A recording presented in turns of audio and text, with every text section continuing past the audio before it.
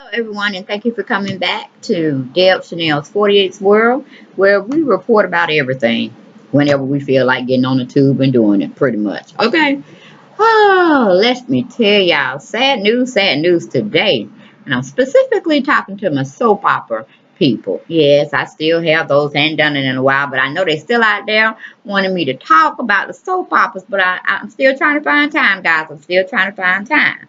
But one of our soaps we used to go over and review was the one Young and the Restless. And today's topic is going to be about Neil Winters. Y'all know him as Neil Winters from looking at Young and the Restless and all that, this and third, okay? But his real name is Christophe St. John. And evidently, he's still grieving his son, which was Julian. He passed away from a apparent suicide situation. He suffered from schizophrenia at the age of 18. That's when he was diagnosed with that disease, mental illness.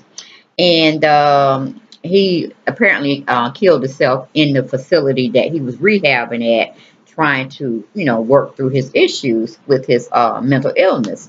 And of course, it says from different sites that Neil, as we know him. So I'm gonna call him Neil, because that's how we know him. We don't know about no Christophe St. John. We know him as Neil, okay, for the soap opera people.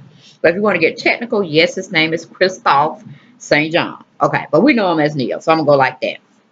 And so basically, he has been mourning, his son since that unfaithful day, I should say, where he took his life. I think it was in November 23rd, 2014, if my memory serves me correctly. But y'all can do your own due diligence, research it. But I had went back to refresh my memory. If anybody want to go see, and I'll leave it in my link in my description box once I complete the video.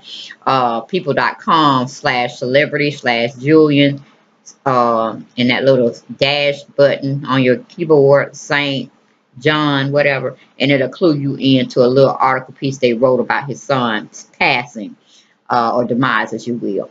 But it just seemed like Mr. Niels is going through a hard time. I'm like, it's not really on the eve, but it's on the cusp of a month coming up when his son committed suicide, which was November 23rd. Okay, so let me just read you a little bit about it, because TMZ had it first. Then Inquisitor brought it out. Then Radar Online and Daily Mail, Celebrity Insider. Some new one gonna came out now, or Wonderwall or somebody like that. And so SheKnows.com has had it. But I'm just gonna pull from the heavy hitters, TMZ.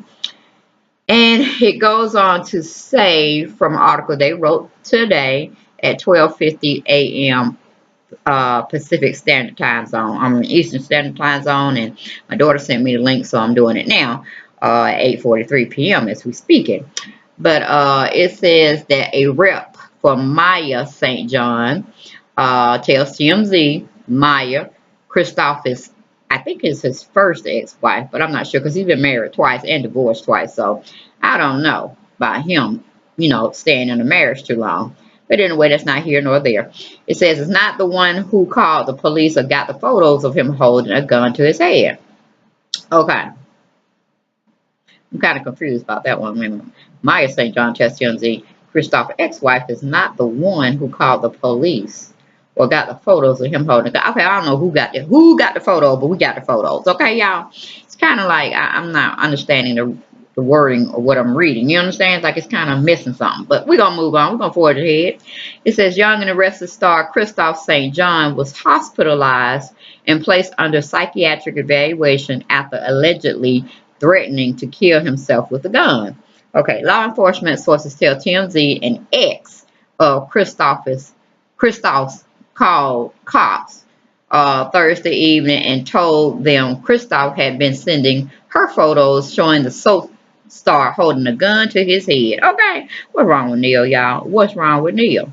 Is he suffering from mental illness? Because that's just not right. And he have two other kids, two daughters, lovely daughters, very beautiful. One of them is named Paris and one of them is named Lola. I'm like, okay, you have two daughters now. I know a son is something to a man's heart, but come on, Neil. Okay, come on. We got medication, we got therapy. Let's deal with this mental illness at the forefront. Let's not always take the easy way out and kill ourselves, because guess what? You're gonna leave somebody uh, behind that's gonna wonder why you couldn't come to them, and that's just a bad way to do things. You know what I'm saying? Yeah, let's talk it out first before we go putting guns and dynamite and anything else we want to try to destroy ourselves with. Okay, because we feel we can't take it. All right, moving on. I mean, you thought mental treatment, health treatment was good for your son. So why don't you take, your advice and do the same thing when you're feeling off keel and you feel you want to hurt yourself or others? Check yourself in, okay? Check. It's no shame in the game. Mental illness is real. If you need to take medication, please take medication. That's my sidebar. Moving on back to the article that TMZ put down, okay? Okay, it says he's on a 72-hour hold for mental evaluation. Sources close to Christoph tells us the 2-year anniversary of his son's Julian suicide is fast approaching, which was, like I said, November 23rd, when I gave you a little back past history. And that had him very, very upset. Okay, understood, understandable.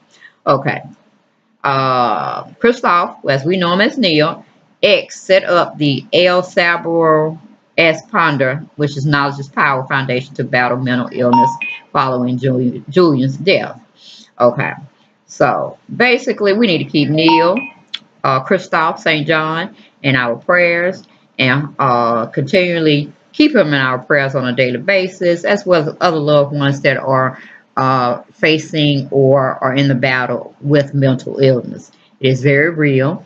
People need to take it more serious than not thinking this is some emotional type disturbance going on and we just want to have our way, or this, that, and the third, or any other type of negative perceptions you may have about mental illness, because you never know, it might come creeping at your door one day or a family member's door, and then you're going to see and be aware of what it really is and what they really go through, far as the challenges they face on a daily basis.